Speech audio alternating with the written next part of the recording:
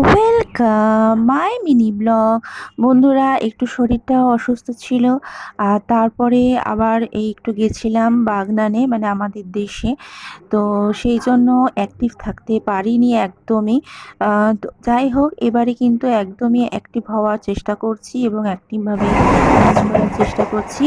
আর আজকের ব্লগটা দেখো, তোমাদের সাথে যে দেশে যাচ্ছিলাম সেটাই কিন্তু আমি তোমাদের সাথে শেয়ার করছি। দেখলেই যে আমরা হাওড়া থেকে ট্রেনে উঠে পড়েছি, বাগনানে যাচ্ছি, ট্রেনে উঠে পড়েছি। আর দেখো, ট্রেনে কিন্তু যাই বলো বন্ধুরা, বাস জার্নি থেকে কিন্তু আমার কিন্তু ট্রেন জার্নিটা কিন্তু ভীষণ ভালো লাগে, তাই না বলো বন্ধুরা?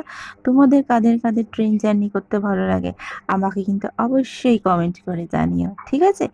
আর আরেকটা কথা যেটা বলতে যাচ্ছিলাম বন্ধুরা, হয়তো আমি অনেককেই ভালোবাসা দিতে পারিনি, কিন্তু তোমরা আমাকে এত ভালোবাসা দিয়েছো সব সময়, তার জন্য থ্যাংক ইউ সো মাচ।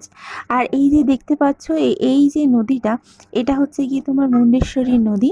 হ্যাঁ, আর এইটা যাচ্ছিলাম মানে আমাদের বাড়ি থেকে আমার ননদের বাড়িতে, আমার বড় ননদের বাড়িতে যাচ্ছিলাম। যাওয়ার পথে এই দেখো কত সুন্দর সুন্দর ভিউ।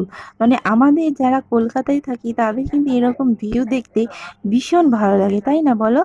আর তাও তো এখন গরম পড়ে গেছে, ওই জন্য সেই ফুলের চাষটা বা সেই রকম কিছুই দেখতে পেলাম না আমি। তো যাই হোক, কিন্তু এই যে দেখো গাড়ি করে যাচ্ছি, আর দুপাশে সমুজের সেই সমারোহ, সেই সবুজ মাঠ, যেন মনে হচ্ছে কত সুন্দর লাগছে, কি বলবো। দেখো, তোমাদের সাথেও কিন্তু পুরোটা শেয়ার করলাম। এবার দেখো, এই যে চাষ করছে কি সুন্দর ট্রাক্টর দিয়ে, এই সমস্ত দেখতে খুবই ভালো লাগে, তাই না বলো বন্ধুরা? গ্রামের কিন্তু এইগুলোই হচ্ছে কিন্তু যেন একটা আকর্ষণ, মানে ভীষণ একটা আকর্ষণীয় যেন একটা ব্যাপার, তাই না বলো বন্ধুরা? যাই হোক, এই যে দেখো এসে গেছি, এবং আমাদেরকে দেখো আমরা কি সুন্দর কোল্ড ড্রিঙ্কস খাচ্ছি।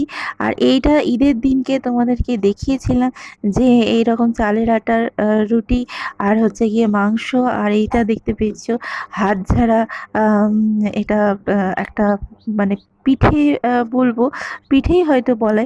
হ্যাঁ, তো যাই হোক, ওটা খাচ্ছিলাম। আর এইটা দেখো, কিন্তু যাচ্ছিলাম একটুখানি ঘুরতে ঘুরতে বলতে একটা পার্কে ঘুরতে যাচ্ছিলাম তোমার দাদা ভাইয়ের সাথে, ওখানেই দেশেতেই। দেখো কি সুন্দর ঘুরতে যাচ্ছি। আর তোমার দাদাভাইকেও বললাম একটুখানি দেখো। হ্যাঁ, তো আমাদের তো এই ডিজিটাল ক্রিয়েটারদের এটাই কাজ, তাই না বলো? যেখানেই যাব সেখানেই হচ্ছে ভিডিও করা, তাই না বলো বন্ধুরা?